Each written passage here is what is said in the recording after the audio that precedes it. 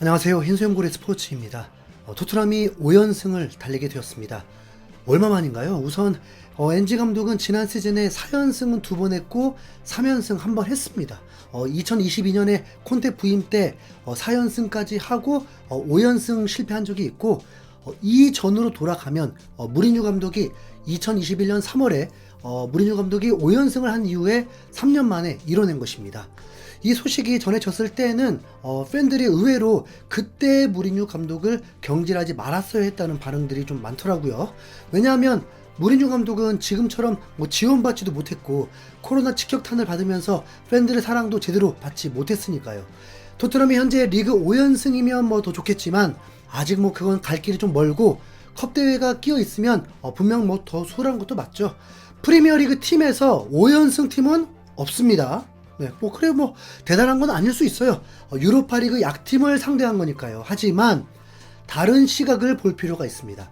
토트넘은 지금까지 모든 경기에서 전력을 다해야만 했습니다. 그러면서 선수들의 과부하가 있었고 그래서 시즌 중반이 되면 점점 무너집니다. 이 상황이 계속 반복되고 있습니다. 이 정도도 분석을 못하는 구단과 감독이 어디 있겠습니까? 그럼 보완을 해서 성공을 시켜야 하는데 엔지 감독은 두 마리 토끼를 다 잡아야 했습니다. 많은 경기가 필요하다. 왜? 그래야 벤치 자원도 활용을 하면서 성장할 수 있는 기회를 마련해 줘야 하고 그러면서 승리를 해야 하는 결국 컵 대회의 빠른 탈락은 경기 수가 줄어들면서 벤치 자원들의 경험이 줄어들게 되고 그럼 또 경기력도 떨어질 수밖에 없고 팀에 녹아들지 못하니까 또 주전들을 계속 쓰게 되고 그럼 또 지쳐서 성적 안 나오고 여러분 이해하시겠죠? 그래서 이번 경기의 승리는 굉장히 중요했습니다. 이번 경기 승리에 10대가 4명이 출전했고 다른 건 몰라도 마이키 무어가 극찬받는 활약을 했습니다. 엔지 감독은 그는 압박을 잘 견뎌내고 정말 좁은 구역에서 공을 잡고 그렇게 어린 소년에게 정말 좋은 깨끗한 결정을 내리는 능력을 가지고 있다. 수비수가 날아들 때 쉽지 않은데 그는 처음 30초 안에 하나를 가져갔지만 그는 계속해서 달린다. 그는 정말 많이 성장했고 배우고 싶어한다. 나는 그와 함께해서 너무 행복하고 그가 우리 축구 클럽의 일원이 되어서 매우 기쁘다. 우리 축구 클럽의 일원이 되었다. 베르너 안녕. 엔지 감독도 고민 많았을 것입니다. 베르너는 아무리 봐도 기회를 줘도 아니라는 걸 알았을 텐데 자신의 전술을 이해하고 활약했다면 다시 출전 기회를 받아도 믿을 수 있으니까요. 지금처럼 공격수들 부상이 3명이나 있을 때 무어 같은 선수가 출전한다면 리스크가 크지 않을 수 있습니다. 물론 부상이 있길 바라는 건 아니고요. 알고 보니 무어는 경기 시작 2시간 전에 선발 통보를 받았다고 합니다. 나에게 기회가 올 리가 없어 라고 생각하면서 딴 생각을 하고 살았다면 이렇게 기회 받자마자 좋은 활약을 했을까요? 아마도 단 1분 출전을 위해서라도 정말 잘 준비하고 있었기 때문일 겁니다. 그럼 태도 자체가 좋다는 거잖아요. 무어하고 양민혁하고 심한 경쟁이 될 것 같더라고요. 뭐랄까 좀 비슷하다고도 느껴졌습니다. 무어는 피지컬이 양민혁보다 더 뛰어나다 보니까 분명 강한 경계가 필요합니다. 그렇다고 무어가 야말이 되었다는 게 아닙니다. 나이에 비해서 그리고 약체팀 상대로 기대에 부응했다는 거니까요. 무어는 경기 후에 인터뷰도 가졌습니다. 긴장했지만 경기장에 들어가니 괜찮았다. 큰 발걸음이지만 난 내디딜 준비가 되어 있었다. 모두가 나를 도와줬고 완벽했다라면서 소감을 밝혔습니다. 한 영국 매체에서 인터뷰한 조 콜은 무어가 스타가 될 수 있는 선수라고 극찬도 했습니다. 무어는 손흥민과 같은 선수가 되고 싶어합니다. 유스 리그에서 득점을 하면서도 손흥민 세레머니 하는 선수로 유명했죠. 컵대회에서 무어가 출전할 수 있다는 건 토트넘에게 큰 힘이 됩니다. 현재 B클럽들 모두 잠재력이 있는 어린 선수들을 계속 활용하고 있거든요. 토트넘만 그런 게 절대 아닙니다. 베리발도 높은 평점을 받았습니다. 아치 그레이는 너무 재능이 많으니까 로메로와 콤비를 이뤄서 센터백으로까지 출전한 거니까 그것만으로도 칭찬해줘야죠.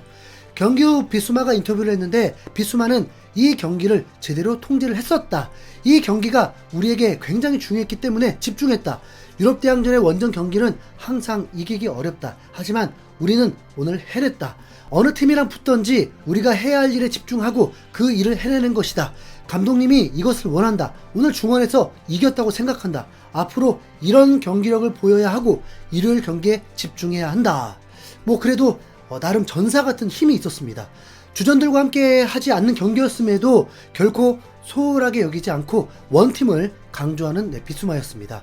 비수마, 벤탄쿠르가 최상의 수비형 미드필더는 아닐 수 있지만 이 두 선수가 서로 번갈아가면서 출전한다는 건 분명 큰 힘이 됩니다. 이 경기를 승리한 것으로만 좋아해야지 경기력까지 따지게 된다면 그건 너무 가혹합니다.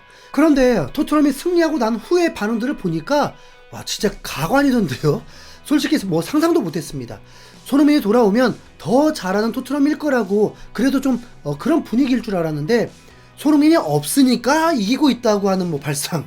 아니 그럼 손흥민이 이 B플랜에 출전해야 했습니까? 무리한 출전의 헌신과 희생으로 지쳐 있으면 힘이 되지 못할 망정 진짜 빨리 손흥민의 활약으로 그분들 댓글들이 강제로 쉬게 만들었으면 좋겠습니다. 현지 팬들은 전혀 그런 분위기 아닙니다. 최근 기브미 스포츠에서 축구계에서 사랑받을 수밖에 없는 선수들 10명을 소개하면서 그 중에 손흥민도 뽑혔습니다. 매체는 기준이 매력적이고 유쾌한 성격, 친절함, 그리고 전문가들에게 사랑과 존경을 받는 기준이라고 있습니다. 여기에 뽑힌 선수들을 보면 캉테, 사카, 뮬러, 그릴리시, 모드리치 이런 선수들입니다. 뭐 물론 알고 있습니다.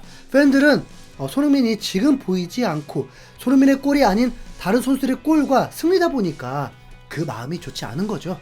그런데 다르게 보면 지금 상황은 손흥민이 원하는 그림입니다. 손흥민이 뛰지 않더라도 캡틴으로서 활약하는 것도 얼마나 큰데요. 선수들도 손흥민을 의지하지 않겠습니까? 자 이제 브라이튼전에서는 손흥민을 볼 수 있습니다. 출전 여부까지는 좀 냉정하게 아직 알 수 없지만 100km 정도의 거리인 만큼 함께 동행할 확률이 높다고 봐야겠죠. 그리고 일요일 아침이면 트레이닝 영상에 짠하고 손흥민이 등장할 수도 있습니다. 뭐 물론 어디까지나 가정이죠. 손흥민이 브라이튼전에서도 명단 제외가 되면 요르단, 이라크전도 뛸 수 없다는 것을 의미하기도 합니다. 글쎄요, 나올 것 같은데. 내일부터 바로 유럽 축구 리그가 시작이 됩니다. 토요일 밤 11시에 황희찬의 경기가 있고요. 황희찬을 중용하지 않는 전술을 쓰면서 울버햄튼은 최악의 상황이 되고 있다는 거 알죠? 네. 저 망할 오닐. 네. 그리고 같은 시간에 2부 리그에서 엄지손과 배준호의 맞대결이 펼쳐집니다.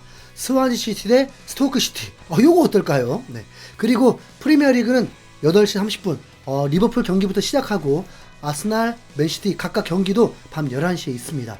밤 11시가 정말 중요한 시간이 될 것 같네요. 네. 그리고 손흥민, 이강인, 김민재 경기는 모두 일요일에서 월요일 넘어가는 시간대에 경기를 하게 됩니다. 토트넘은 월요일 0시 30분이고 김민재 경기도 같은 시간에 열리게 됩니다. 이후에 파리 생제르맹은 3시 45분 경기. 짧은 시간에 두 경기 연속 풀타임이었으니까요. 아무튼 뭐 주말 축구를 위해서 여러분 몸 관리들 잘 하시고 흰수염고래 스포츠를 통해서 생생한 소식들을 들으시길 바라겠습니다. 지금까지 흰수염고래였습니다. 여러분 화면에 엄지척 이곳에 손가락으로 가볍게 한 번만 터치해 주십시오. 감사합니다.